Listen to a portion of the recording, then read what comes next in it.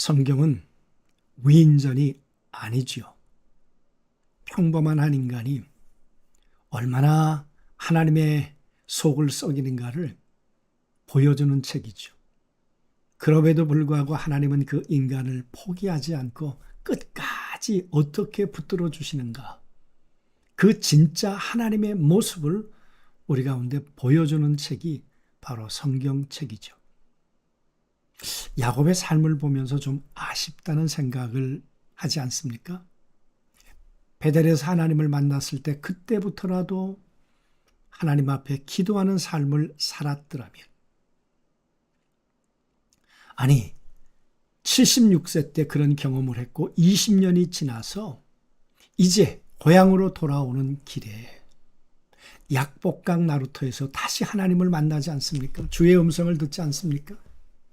그때 야곱이 결심을 하고 이제부터는 하나님의 음성을 듣고 살아가야 되겠다, 그런 마음을 굳게 다짐하고 그렇게 살았더라면 34장에 이런 비참한 일들이 일어났을까요?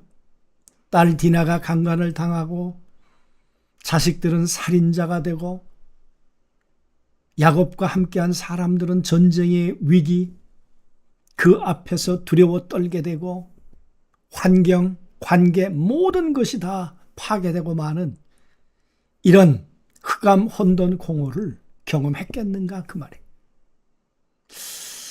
그런 아쉬움을 우리가 가슴에 두면서 오늘은 35장 1절부터 22절을 본문으로 해서 하나님의 모습을 또 보기를 원하고 또 하나님과 함께 걸어가는 삶을 결단할 수 있으면 좋겠습니다.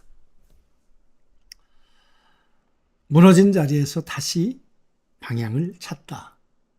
우리가 찾을까요? 하나님이 찾도록 해주실까요?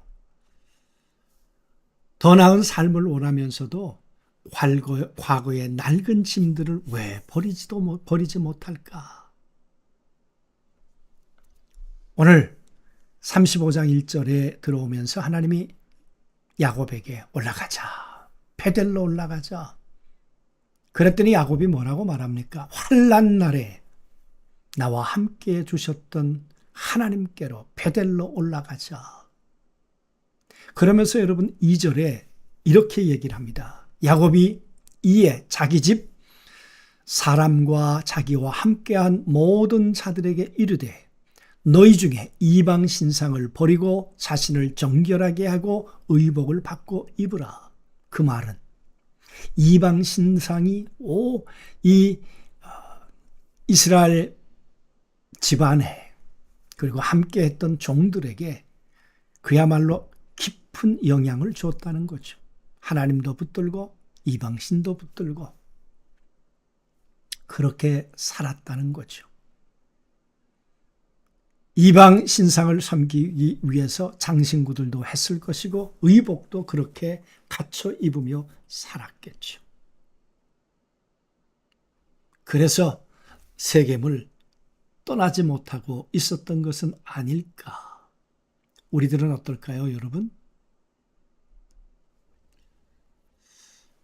가장 깊은 본질이 무너질 때 우리의 삶의 관계와 가치관은 어떻게 파괴될까?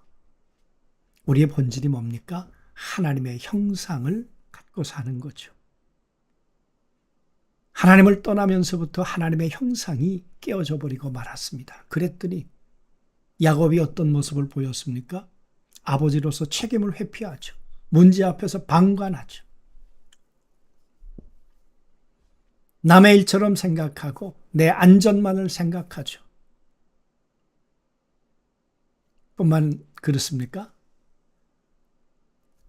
가족의 자녀들은 정의라는 이름으로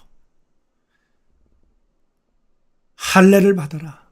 이 하나님의 성례를 이용해서 폭력을 행하고 사람들을 죽이는 이 엄청난 일을 행하지 않았습니까? 그리고 여러분 그들이 어떻게 살았다고 말합니까? 세겜의 가치관과 혼합되어서 사는 거죠.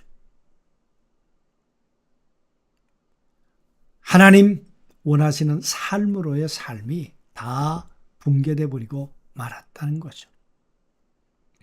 4절 말씀에 그들이 자기 손에 있는 모든 이방 신상들과 자기 귀에 있는 귀고리들과 이 귀고리들을 야곱에게 주니라. 야곱이 그것을 세겜 근처 상수리 나무 아래에 묻고. 그러니까 여러분, 온 몸에 생각 속에 그냥 이방 가치관이, 이방 신상이 쪄들어 있었다는 것 아닙니까? 하나님이 말씀하신 베델로 올라가기 위해서 매장해야 될 게 무엇이 있을까요? 위기의 순간 개입은 조용하지만 단호하게 야곱에게 다가왔죠. 단순히 위로하는 것을 넘어 익숙했던 과거의 실패한 자리를 떠나라. 새로운 방향 베델로 올라가자. 진정한 변화는 과거의 낡은 조각들을 상수리 나무 아래 묻는 단절에서부터 시작된다는 거죠. 하나님의 개입은 버림과 이동을 동시에 요구하신단 말이죠. 하나님이 야곱에게 이르시되 일어나 베델로 올라가자. 거기 거주하며 거기서 제단을 쌓으라. 단절과 이동을 명령하신 것이죠. 완벽하지 않아도 괜찮습니다. 당신은 지금, 우리는 지금 올바른 방향을 향해 재설정하고 있는가?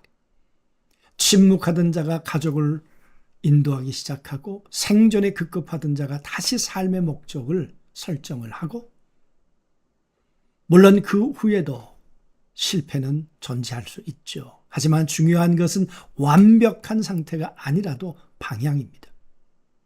회복은 단번에 이루어지지 않을 수 있습니다.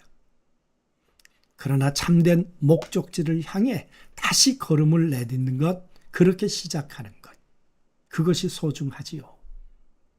그들이 떠났으나 하나님이 그 사면 고울들로 크게 두려워하여 하게 하셨으므로 야곱의 아들들을 추격하는 자가 없었더라. 그렇게 하나님의 음성을 듣고 길을 나섰더니 하나님이 그들을 지키기 시작하셨습니다. 하나님이 그들을 보호해 주셨다, 그 말이에요. 손에 쥐고 있던 것과 내려놓고 올라가는 길. 오늘 메시지를, 오늘 이야기를 정리해보고 싶습니다. 야곱의 가족은 손에 많은 것을 쥐고 있었습니다. 신상도 귀고리도 세겜에서 얻은 것들도. 그러나 베델로 올라가는 길은 그것을 쥔 채로는 갈 수 없는 길이었습니다. 그래서 그들은 내려놓았습니다. 그리고 올라갔습니다. 하나님께 가까이 가는 길은 더 가지는 길이 아니라 더 버리는 길입니다. 오늘 여러분과 제가 묻고 그리고 어느 방향을 향해서 이동해야 되겠습니까? 조용히 묵상하면서 하나님의 음성을 경청하는 시간을 가지신 후에 개인적으로 기도하시고 오늘 묵상의 시간을 마무리하면 좋겠습니다. 하나님, 묻어야 할 것이 무엇이며 옮겨야 할 것이 어딘지를 오늘 분명하게 설정할 수 있도록 은혜를 허락해 주옵소서. 예수님의 이름으로 기도하옵나이다.